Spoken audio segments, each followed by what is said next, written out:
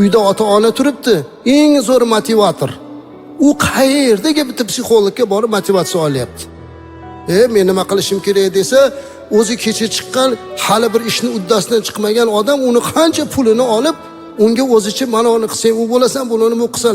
Ha, seni shu yoshga yetkazib bekami qilib qo'ygan uyda motivator otang turibdi-ku. Bola tarbiyasida eng katta tarbiyachi onang turibdi-ku.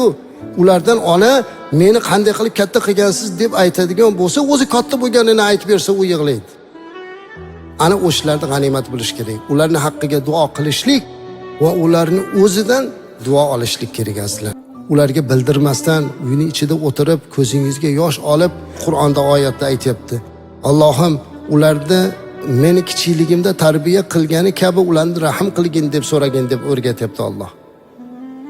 Mana shu duoni qilib, ularning haqqiga duo qiling. Maxsus duolar yozilib qilinmaydi azizlar. Siz qalbingizdan nimani istasangiz shuni aytib duo qiling. Ana keyin ko'rasiz ishingiz rivojlanishini.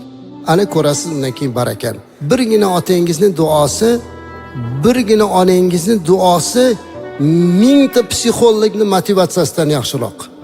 Ota-onangiz haqqiga duo qilib turing. O'tib ketganda emas, hayot bo'lib turganda ham azizlar.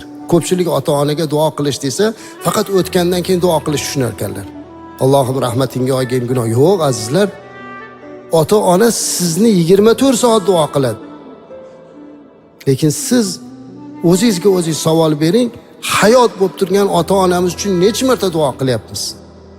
Xuddi ular bizga qilgani kabi qilyapmizmi? Yo'q.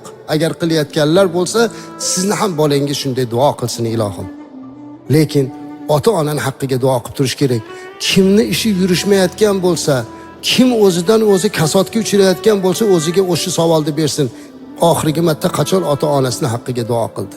Bir yigit Payg'ambarimiz alayhissalomga kelib, ishi yurishmayotganligidan, hech boy bo'lib ketmayotganligidan shikoyat qildi. Namoz o'qiydi, zakotini beradi, ihsonini qiladi, lekin ish yurishmayapti. Nima dedilar Payg'ambarimiz alayhissalom bilasizmi? Rasulimiz alayhissalom u yigitga qarab, ota-onangning haqqiga duo qilib turasanmi dedilar. Ya shuni qilmayman ekan dedilar. Ala dedilar. Ogoh bo'l. Ota-onasining haqqiga duo qilmagan odamni Alloh qashshoq qilib yuboradi dedilar.